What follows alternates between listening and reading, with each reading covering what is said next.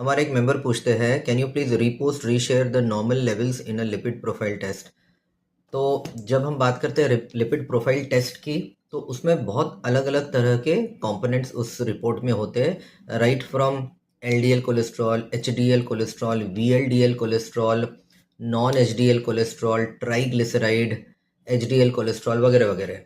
अब इन सब में ये सारे ही डेफिनेटली इम्पॉर्टेंट हैं हमारे बॉडी के हेल्थ की दृष्टि से, लेकिन जब हम बात करते हैं कि इनमें मोस्ट इम्पॉर्टेंट क्या है और स्पेशली हार्ट की हेल्थ के हिसाब से मोस्ट इम्पॉर्टेंट क्या है, तो इसमें दो वैल्यूज मोस्ट इम्पॉर्टेंट है।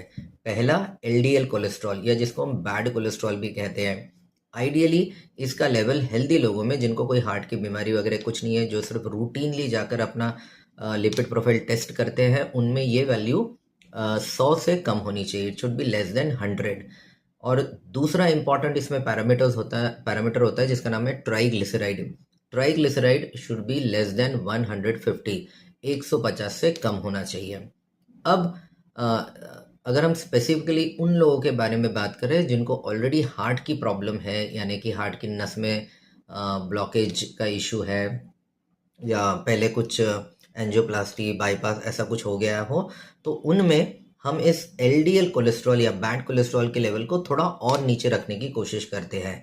उनमें ideally this LDL cholesterol should be less than 70, 70 से भी कम होना चाहिए। कुछ एक वेरी हाई रिस्क केसेस भी होते हैं जिनमें हम एलडीएल कोलेस्ट्रॉल को और भी नीचे लेके जाते हैं, दैट इज लेस देन 50 या लेस देन 55 एटलीस्ट। तो इस तरह से एलडीएल या बैड कोलेस्ट्रॉल का क्या लेवल होना चाहिए और ओवरऑल लिपिड प्रोफाइल क्या होना चाहिए, ये बहुत कुछ इस बात पर डिपेंड करता है कि हम एग्जैक्टली जिस व्यक्ति के बारे में बात कर रहे हैं उसकी ओवरऑल क्लिनिकल प्रोफाइल क्या है। तो जनरली हेल्दी लोगों के लिए otherwise less than 100 LDL cholesterol is good, less than 150 triglyceride is good. लेकिन अगर उनको हार्ट की प्रॉब्लम है तो LDL cholesterol should be less than 70।